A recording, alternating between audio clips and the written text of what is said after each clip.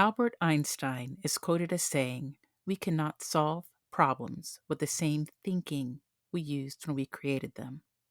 This statement has led to my belief that Einstein was not only a genius and brilliant theoretical physicist, but a master of the subconscious mind.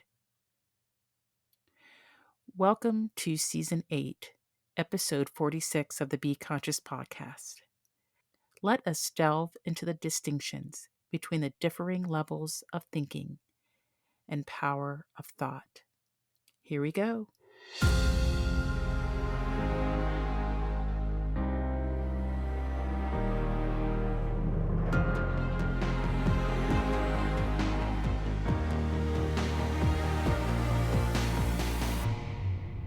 Welcome to the Be Conscious podcast, the show that brings you enlightened perspectives on the frequency of money, life's many challenges, and those heavy feelings that may be holding you back from living your best life.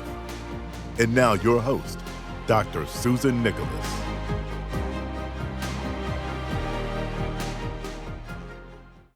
When I first pondered the quote by Einstein, "We cannot solve problems with the same thinking we used when we created them," I was probably in my mid-20s or early 30s, and back then it meant something different to me than it does today.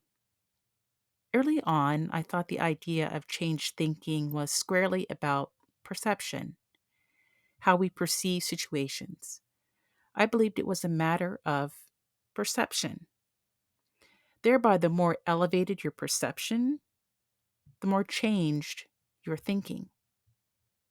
And if I take it one step further, I believe that once your perceptions change, your reaction or responses to situations would also change.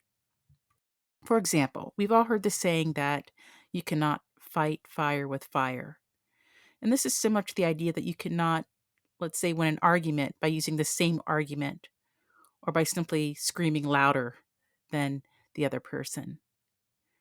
That we cannot solve problems by only focusing or rehashing the problem, that's not effective. To solve a problem, we must focus on solutions. And for much of my life, this is what was meant by changing our thinking. And that makes perfect sense, right? We are in the era of wokeness where we are all challenged to change our thinking about certain ideologies of the past. This is not wrong, per se, but now I wonder if Einstein really meant we need to think at a different frequency. That is, a deeper brainwave frequency to solve our problems. Okay, so what does this all mean? Now, if we're really going to talk about brainwave frequencies, we need to look back to 1924, when Hans Bergen, a German psychiatrist, recorded the first EEG, or electroencephalograph. Now, the EEG didn't gain widespread acceptance until 1938. And things really get interesting and more provocative with our brainwave frequencies and thoughts when we arrive into the mid 40s, when enters the scene Jose Silva Sr. of Laredo, Texas, an electronics repairman with no formal education, but a researcher of ESP, or what we termed extrasensory perception. He began researching brainwave frequencies to help his children excel in school. Now, Jose Silva pioneered work and research into brainwave frequencies as it applies to our thinking minds. He learned the four primary brainwaves and related them to our thinking or problem-solving capacities as human beings. The first described brainwave is the alpha frequency that resonates at 7 to 14 cycles per second, or hertz. You can achieve this state of mind with your eyes closed, just moments before falling into a deep sleep. Now, Mr. Sylvan designated this essentially as the problem-solving frequency. This contrasts with the beta frequency that cycles between 14 and 20 hertz. And beta is that frequency where your eyes are opened and you're awakened to the outside world. And this is the state, if you will, of thinking in which all of our problems are actually created in our awakened state. He referred to alpha as the spiritual level and published his earliest findings in 1972.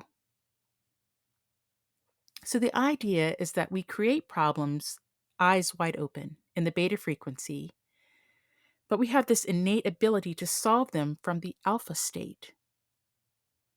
Now, according to Jose Silva, approximately 10% of the world's population naturally solves problems from alpha. Now, the good news is that if you're in the 90% who both create and attempt to solve problems in beta, achieving the alpha state is indeed possible.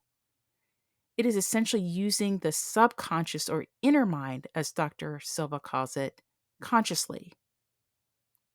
And I will provide links to Mr. Silva's life, works, and resources in the show notes. Now, this is what I believe Einstein was telling us when he said problems cannot be solved from the same thinking we used to create them. And I'd like to add that what we designate as a problem can be anything from health and financial problems to relationships, athletic skills, and learning barriers. It can be anything you desire to change or achieve. It is tapping into alpha that may hold the keys to realizing all of the solutions. I want to end this episode by sharing how Jose Silva's work has helped me. Now, I did not have the language to describe it, but I am one of those individuals who can enter the alpha frequency naturally or spontaneously. I first noticed it in 2012 when I had my first experience traveling out of body. I described it as a window between the awakened state and the dream state where you can wake up consciously while your body is still resting. The way that I could best describe it was waking up inside, waking up consciously, having full awareness of thought, of self, while your body is closed eyes and resting. Now, this is the state in which I do all of my energy healing. Between that alpha brain state and the delta frequency, which is under 4 cycles per second or 4 hertz. Now, a few years ago, I noticed during my energy healing meditative state that I arrived in what I called the void. It's like a space that I called the void. And I called it this because it's a peaceful, formless state, void of any analyzing or processing. My first thought was that this was a space along my awakening continuum that I needed to experience for some time to enhance my spiritual growth. My initial thoughts were, what is this place and how long do I need to be here?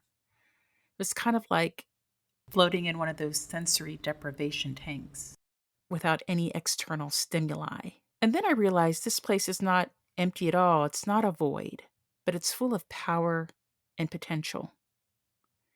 It is a creative space that is available to us all.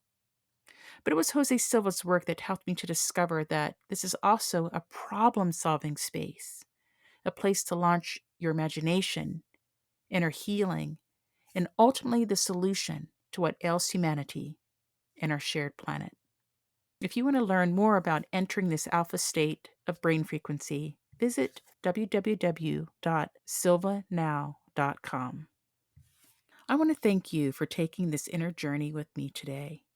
And whether you are coming or going, looking inside or out, remember to be conscious. If you love this episode and if today's message resonated with you, please subscribe, rate, and review the Be Conscious podcast. This helps listeners just like you find intriguing and transformative content.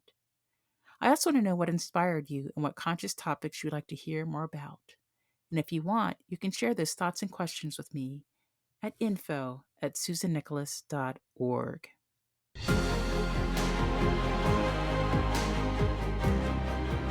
Thanks for listening to the Be Conscious podcast with author, TEDx international speaker, and conscious coach, Dr. Susan Nicholas. Be sure to connect with her to stay up to date with her latest news and works. Learn more about her conscious speaking platform at susannicholas.org/speaking. Stay tuned for the next thought-provoking episode. And whether you are coming or going, looking inside or out, remember to be conscious.